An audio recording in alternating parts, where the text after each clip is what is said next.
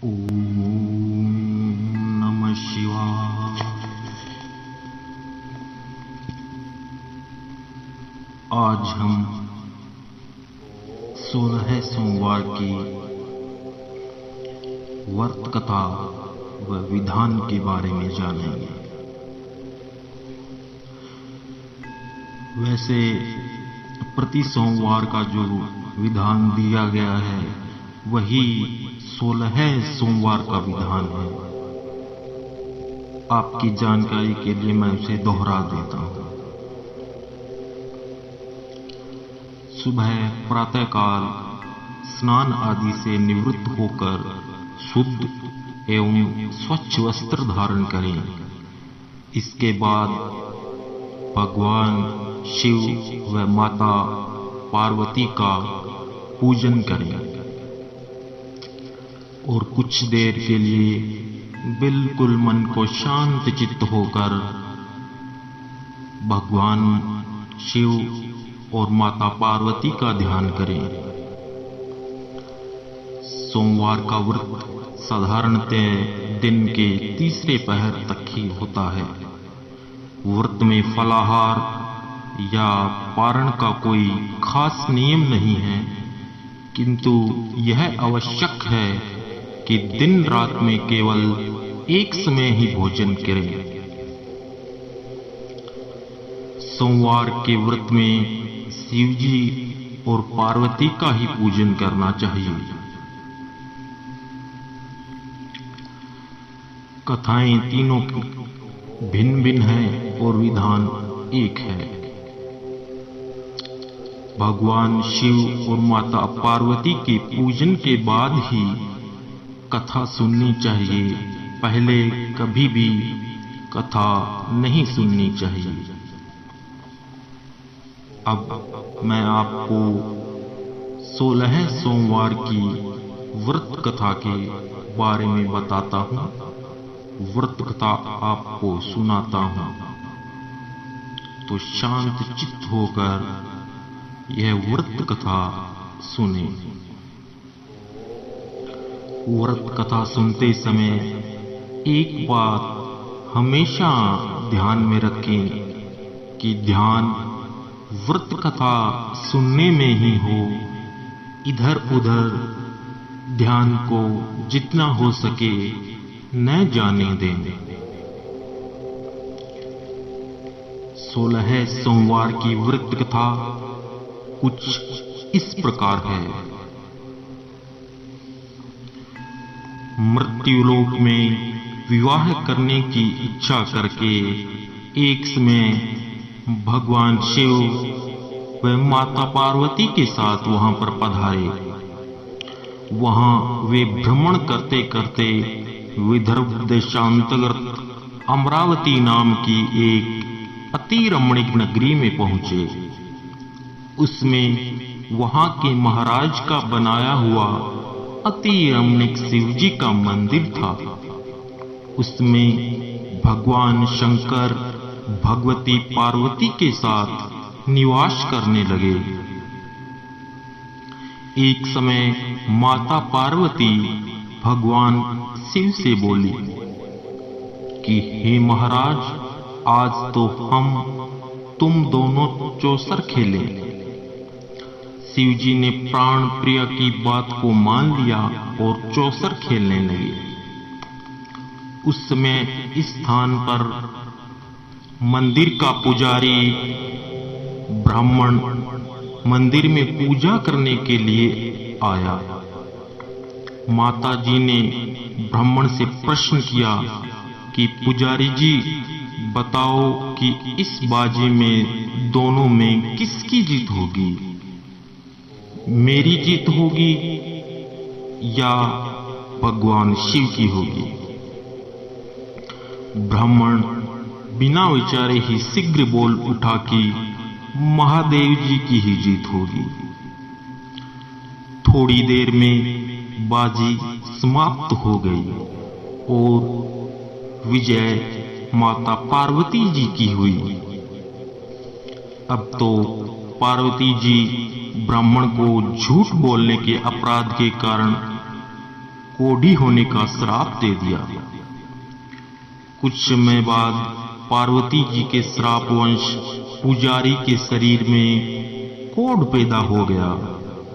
इस प्रकार पुजारी अनेक प्रकार से दुखी रहने लगा।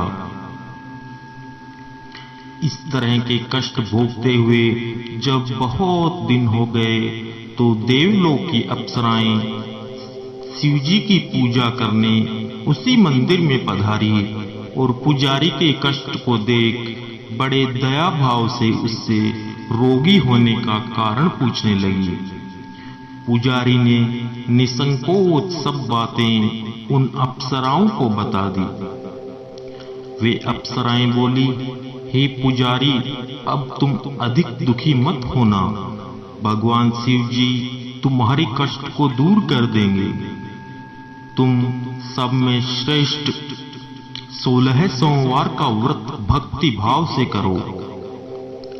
तब पुजारी अप्सराओं से हाथ जोड़कर विनम्र भाव से 16 सोमवार व्रत विधि पूछने लगा।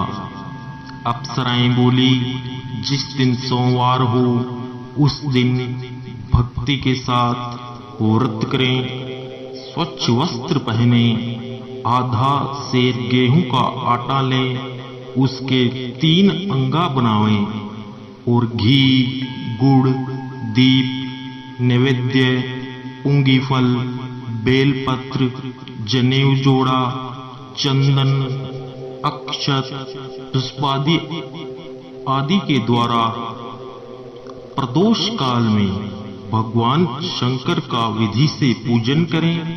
तत्पश्चात अंगाओं में से एक शिवजी को अर्पण कर देवें।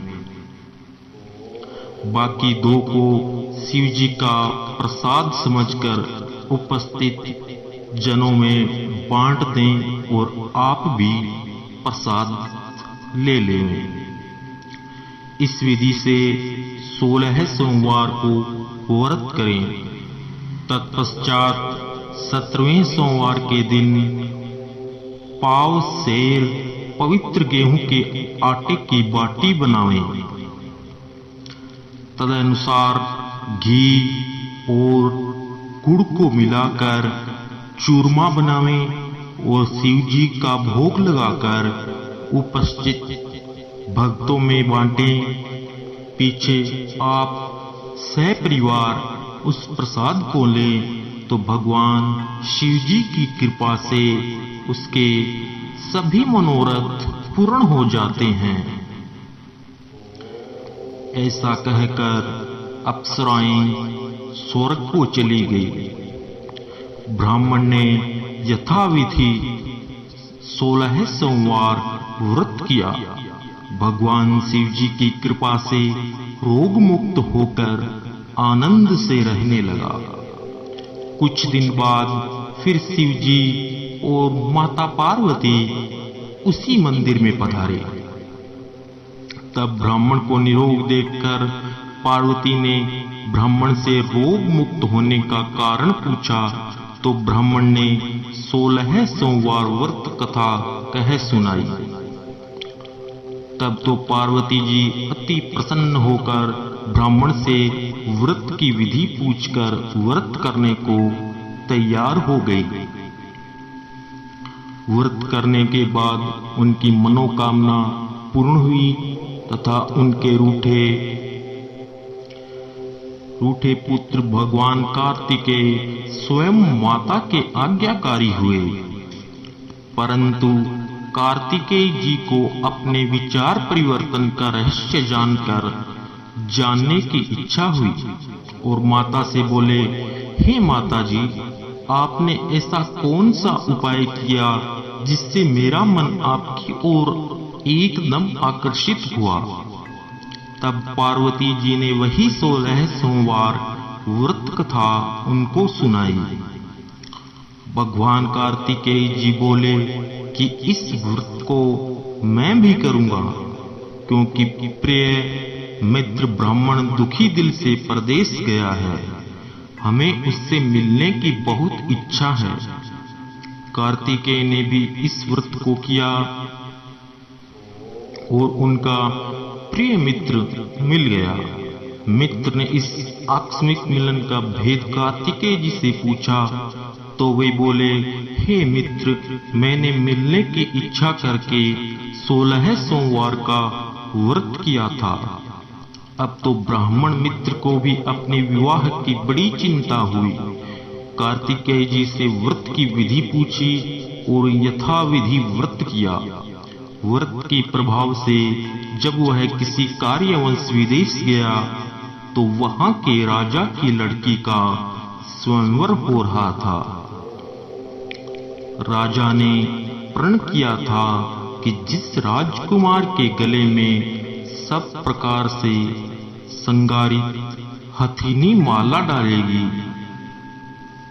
मैं उसी के साथ प्यारी पुत्री का विवाह कर दूंगा। भगवान शिव जी की कृपा से ब्राह्मण भी स्वयंवर देखने की इच्छा से राजसभा में एक और बैठ गया।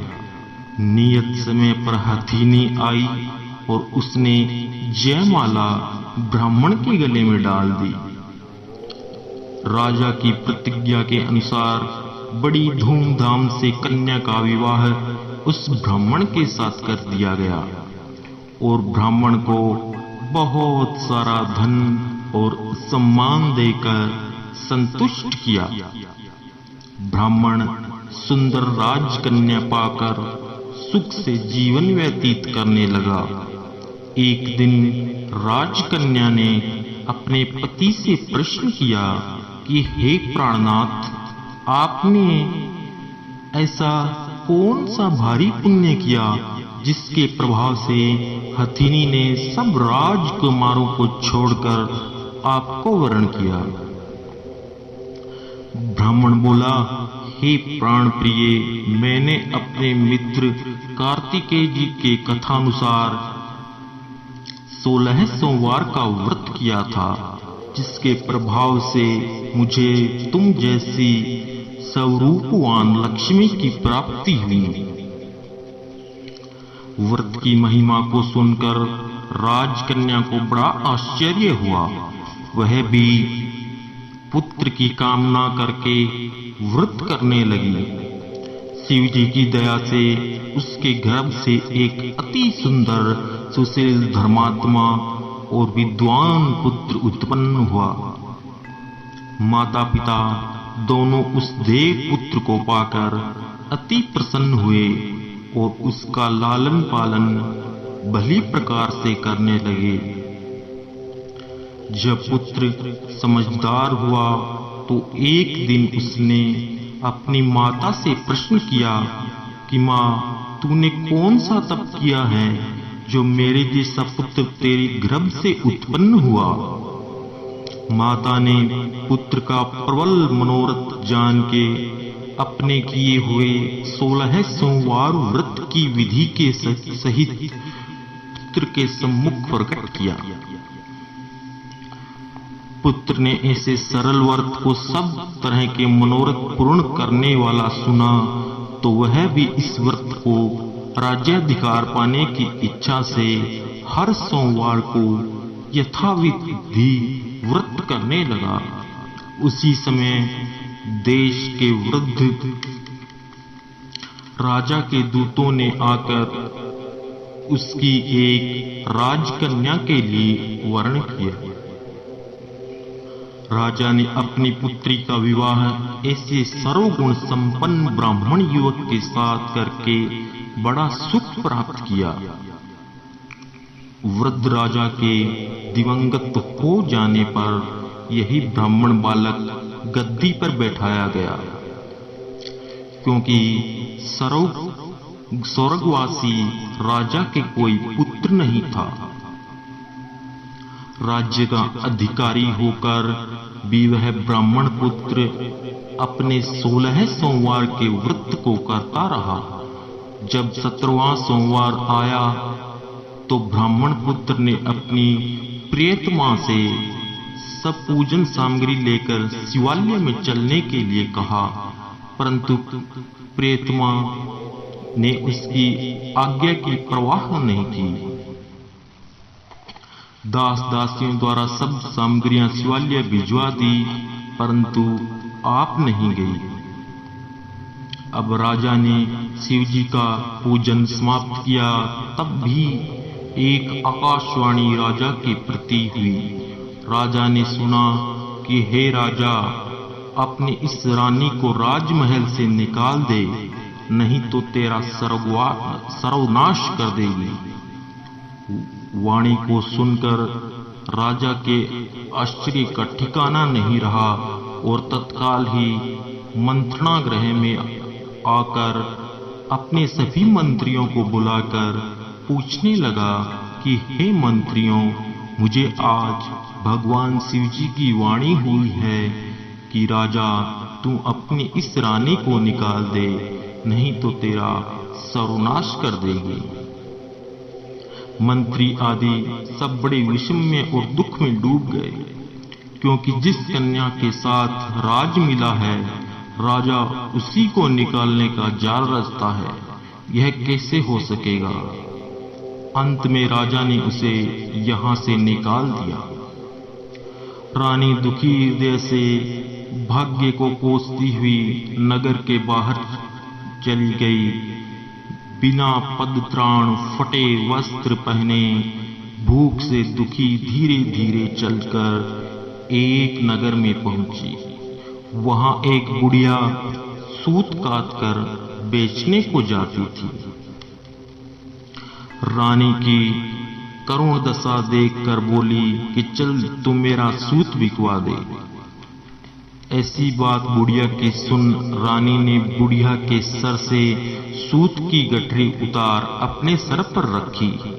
थोड़ी देर बाद आंधी आई और बुढ़िया का सूत पोटली के सहित हवा में उड़ गया। बेचारी बुढ़िया पछताती रह गई और रानी को अपने साथ से दूर रहने को कह दिया। अब रानी एक तेली के घर गई तो तेली के सब मटके शिव जी के प्रकोप के कारण चटक गए। ऐसी दशा देख तेली ने रानी को अपने घर से निकाल दिया। इस प्रकार रानी अत्यंत दुख पाती हुई सरिता के तट पर गई तो सरिता का समस्त जल सूख गया। तत्पश्चात रानी एक वन में गई। वहां जाकर सरोवर में सीढ़ी से उतर पानी पीने को गई। उसकी हाथों से जल स्पर्श होते ही सरोवर का जल असंख्य कीड़ों से गंदा हो गया। रानी ने भाग्य पर दोषारोपण करते हुए उस जल को पान करके पेड़ की शीतल छाया में विश्राम करना चाहा।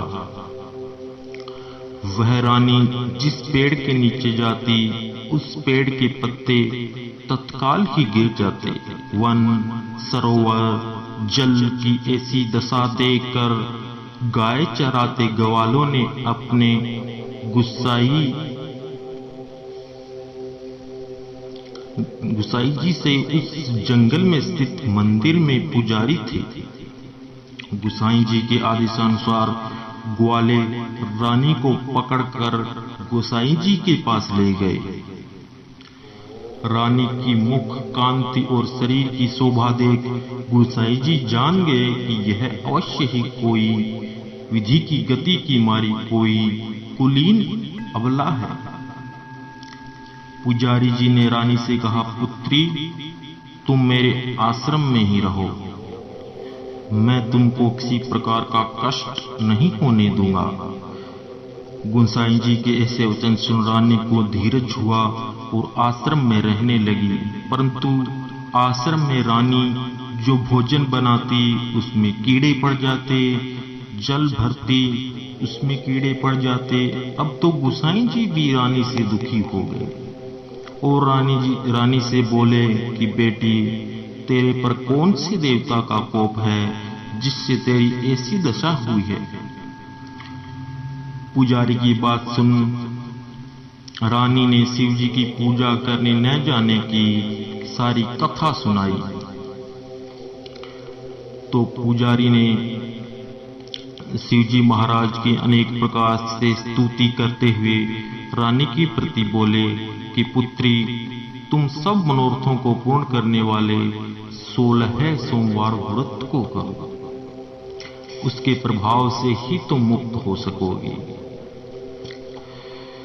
गोसाई जी की बात सुनकर रानी ने 16 सोमवार व्रत को विधिवत संपन्न किया और 17वें सोमवार को पूजन के प्रभाव से राजा के हृदय में विचार उत्पन्न हुआ कि रानी को गए बहुत समय व्यतीत हो गया, न जाने कहां कहां भटकती होगी, ढूंढना चाहिए। यह सोच रानी की तलाश करने चारों दिशाओं में दूत भेजे। वे तलाश करते हुए पुजारी के आश्रम में रानी को पाकर गोसाई जी यानी पुजारी जी से रानी को मांगने लगे, किंतु गोसाई जी ने उनसे मना कर दिया। तो दूत चुपचाप लौट गए और आकर महाराज के सम्मुख रानी का पता बतलाने लगे। रानी का पता पाकर राजा स्वयं गोसाई जी के आश्रम में गए और उनसे प्रार्थना करने लगे कि हे महाराज, जो देवी आपके आश्रम में रहती है वह मेरी पत्नी है। शिव जी के कोप से मैंने इसको त्याग दिया था, अब इस पर से भगवान शिव जी का प्रकोप शांत हो गया है, इसलिए मैं इसे ले जाने के लिए आया हूं। आप इसे मेरे साथ चलने की आज्ञा दे दीजिए। गोसाई जी ने राजा के वचन को सत्य समझकर रानी को राजा के साथ जाने की आज्ञा दे दी। गोसाई जी की आज्ञा पाकर रानी अति प्रसन्न होकर राजा के महल आ गई। नगर में अनेक प्रकार के बंधावे बजने लगे। नगर निवासियों ने नगर के दरवाजे पर तोरण से विविध विधि नगर को सजाया। घर घर में मंगल गान होने लगा। पंडितों ने विधि वेद मंत्रों का उच्चारण करके अपनी राज रानी का आह्वान किया। ऐसी अवस्था में रानी ने पुनः अपनी राजधानी में प्रवेश किया। महाराज ने अनेक तरह से ब्राह्मणों को धन आदि देकर संतुष्ट किया। याचकों को धन धान्य दिया। नगरी में स्थान स्थान पर सदा व्रत खुलवाए जहां भूखों को खाने को मिलता था। इस प्रकार से राजा शिवजी की कृपा का पात्र हो राजधानी में रानी के साथ अनेक तरह के सुखों का भोग करते सोमवार व्रत करने लगे। विधिवत शिव पूजन करते हुए लोक में अनेकानेक सुखों को भोगने के पश्चात शिवपुरी को पधारे। इसी प्रकार जो मनुष्य मनसा कर्मणा वाचा द्वारा भक्ति सहित सोमवार का व्रत पूजन इत्यादि संपूर्ण विधिवत करता है, वह इस लोक में समस्त सुखों को भोग कर अंत में शिवपुरी को प्राप्त होता है। यह व्रत सब मनोरथों को पूर्ण करने वाला है। जो इसको करता है उसकी सभी मनोकामनाएं भगवान शिव पूरी करते हैं। ओम नमः शिवाय।